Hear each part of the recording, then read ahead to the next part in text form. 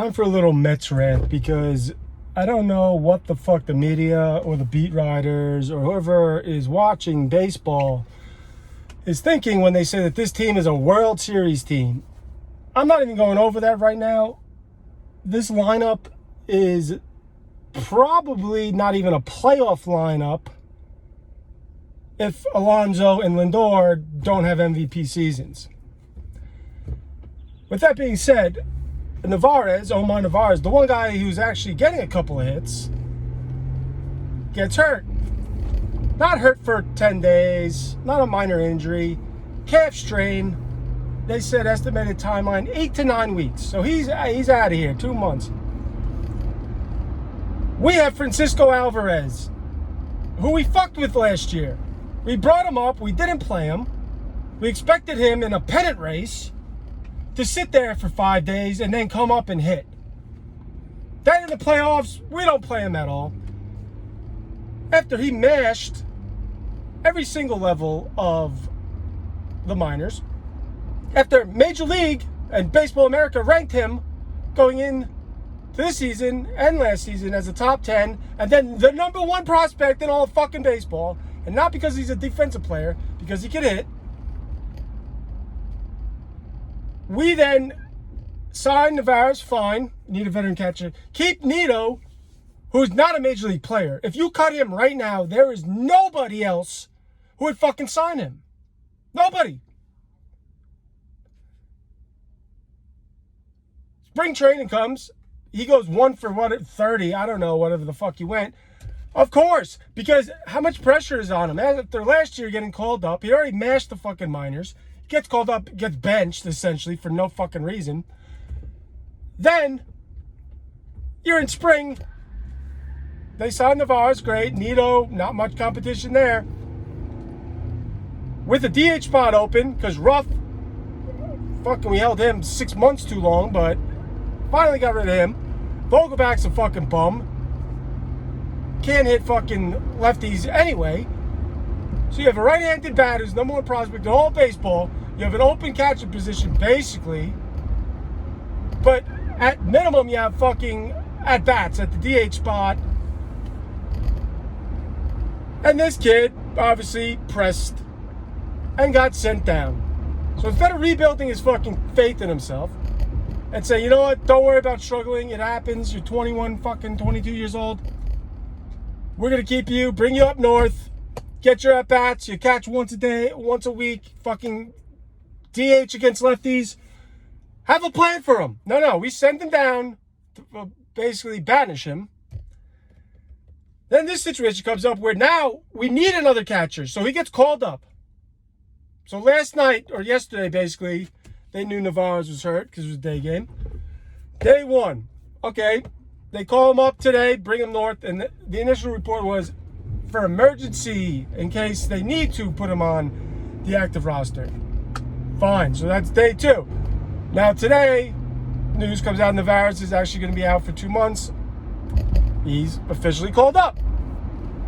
Great. Opening day's canceled because they fucking needed a break after 6 games. Even though it's 75 degrees today, and it still hasn't rained. It's 7:30 right now.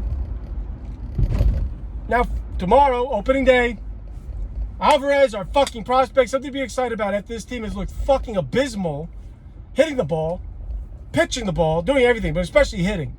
I think the pitching will come around. The hitting has got no chance to come around.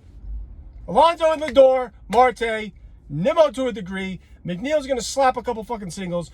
But other than that, we don't have major league fucking starters. Cannon's not a starter. Escobar at this point in his life is not a starter. Vogelback's not a fucking starter. I already mentioned Nido. We got dead wood in the fucking lineup from basically 5 through 9. 0 power besides Alonso, and a little bit from Lindor, but really just Alonso can hit a fucking home run. We need to hit 7 singles to score a fucking run. And you got opening day tomorrow. McGill pitching. So not a veteran, not Scherzer, not Verlander. McGill, who I'm sure Alvarez has caught in the past. Perfect opportunity to start Alvarez. The fans would go fucking crazy. He'd feel good about himself. And I guarantee that would be the start of hopefully a long career, but at least some positives for this motherfucking kid. No. They come out and say, we're going to stick with our plan and start Nido on opening day. Let me ask you something, Buck, or whoever the fuck is making this decision officially. I'll just say Buck for now, I assume. Why in the fuck do you think the fans are so stupid to think that Nido would be starting if opening day was not canceled? And Omar Navarez was not injured. So you're telling me that Nido was starting opening day no matter what, even if Navarez didn't get hurt? Oh, okay, sure. That makes a lot of fucking sense to catch McGill, because I guess he's the personal catcher for a guy who's pitched 7 fucking games in his life. So that's a lie, but fine. I want to know. I want a beat reporter. I want fucking Twitter baseball. I want SNY's fucking Twitter page, who just sucks off the fucking Mets now. Why would you not start Alvarez? With it being opening day, fans and everything else, McGill's pitching, and again, I'm sure in the minors somewhere he's caught McGill, but either way, McGill's a young pitcher. He don't need a fucking expert catcher back there or personal catcher. I'm not even saying that he asked for it or that's what it is, but he's not Scherzer or somebody where you're worried about that. You got Senga pitching Saturday, so the next game, with his fucking splitter. So are you going to catch Alvarez in his first fucking Major League game at home after, who knows, we could be fucking another loss on the board. Edward Cabrera, who's nasty, and he pitched poorly against us because he was wild the first time, but he could shut us out easily. Anybody could shut us out easily at this point, but especially a guy with power stuff like that. You're going to catch him against fucking, you're going to have him catch Senga after maybe another loss. Fans are going to start booing Escobar, booing fucking Vogelback, booing whoever the fuck else is in that lineup, Canna. Is that what you're going to do? No, so maybe you DH him. Now you got Nido in the lineup again, who's just dead wood. So now we have an automatic out in our lineup, because he's not catching, obviously, Senga. Maybe you DH him. And that'll be against a lefty. I assume that's, who the fuck? I'm blanking on his name right now. The tall lefty, Trevor Richards. I think that's his name. But anyway. Then, what are you going to do? You're going to, Alcantara and Luzardo are up. 2 fucking pitchers who could win the Cy Young. One did last year. You're going to have them fucking what?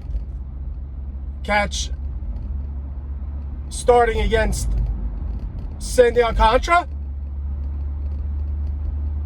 That's what we want?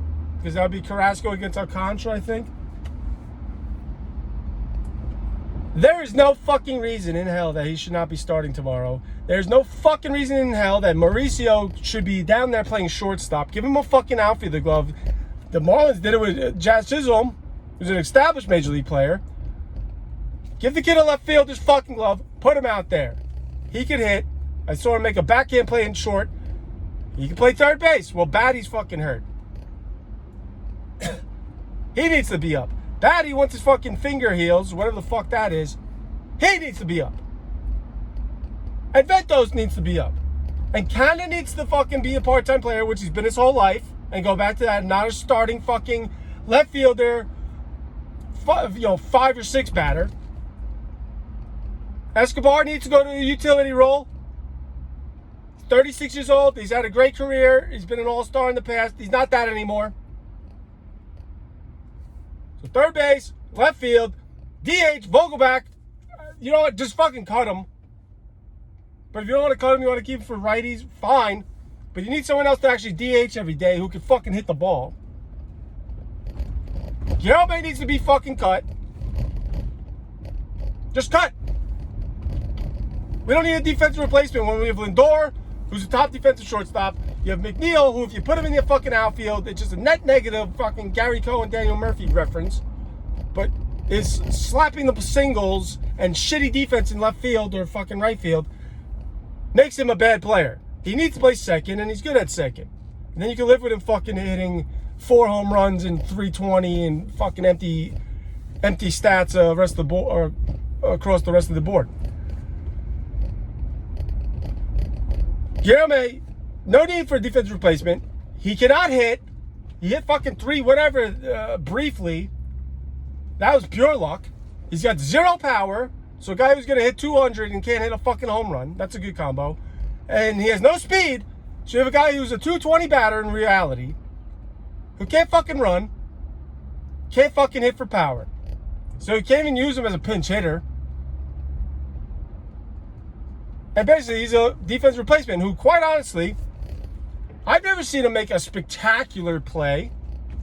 He was really good last year with the shift and in position because he catches the balls that are hit to him. Is that valuable? To a degree.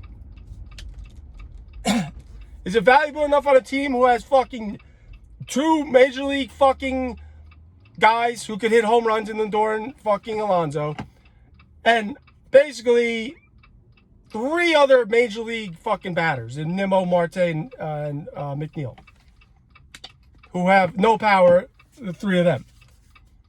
So you got 4 spots in the lineup that are just dead wood at this point. No average, no power, no speed.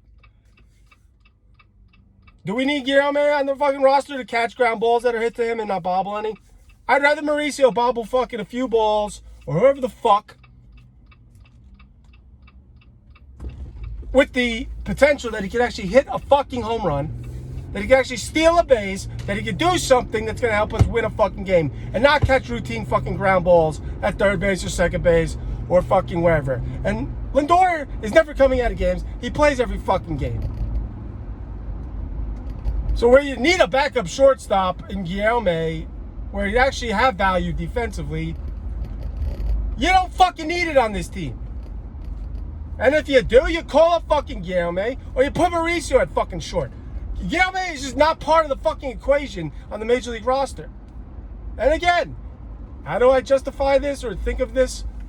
If Guillaume got cut today, would any other Major League team fucking sign him?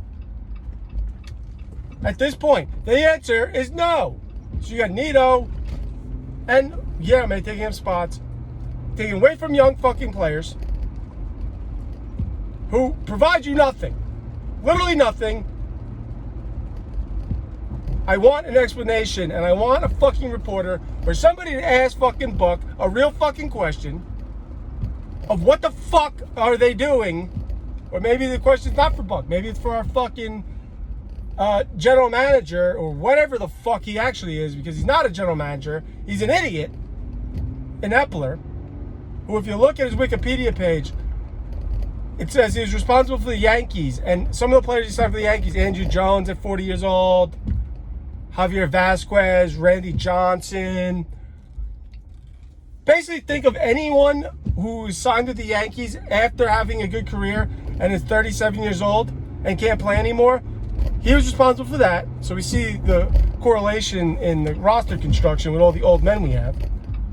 And his other big signing was finding a kid who was blind, literally blind, pitcher, who not only was blind, couldn't throw a strike, but literally Rick Vaughn fucking blind out there. Not Benji, his brother fucking Jose Molina, called for the Angels for years, asked, do you remember this guy? And he said no, so he didn't remember him. But the guy, the blind guy, was such an asshole that he demanded, after being signed, being a nobody, instead of going through the minors like every other fucking human being, he demanded to be on the opening day roster without fucking pitching anywhere in his life. That's who Epler signed. That was his big signing. And Jose Molina was asked about him one day, and he said, I don't even know who that is. Okay? So maybe Epler needs to answer some questions, okay, about roster construction, what the fuck the plan is, and why in the fuck do we have Mauricio, Alvarez, basically, without this injury, he'd still be down there, Batty, Ventos, 4 guys who could come up, just like the Braves do when they call up their guys and fucking play them. Michael Harris last year, Spencer Strider, fucking you name it. I want to ask what the fucking plan is. And do they need to be 10 games back from the Braves, or fucking in 4th place in June and July have to scramble to make a trade? Are they waiting for Ohtani and just hoping these guys mash in the fucking minors with no guarantee that Ohtani, the Angels trade him, and then you just sign him as a free agent, so you're just wasting a year of development for these guys, and then you sign Ohtani, and you still have fucking holes where these guys could have been developed, had nice seasons, and been moving forward with a real third baseman, a real fucking bat in Alvarez who can catch, DH. Ventos, who knows? Maybe he's just a power guy. But at least you'll find out. And Mauricio, who, hey, he could be your left fielder in the future. He could be maybe your third baseman. Batting don't pan out. Maybe your fucking second baseman. Maybe your first baseman. And let fucking Alonso DH. Point is, you find out all these things. But no, we're going to waste the year. We're going to come in fucking fourth place this year. We're going to hope to sign Ohtani. Or even if we sign Ohtani, or if we got him tomorrow, we'd still have fucking problems. So please, Twitter, stop with the cocksucking of the Mets and Cohen and all this shit. And somebody bring up the point of what the fuck the plan is. Thank you.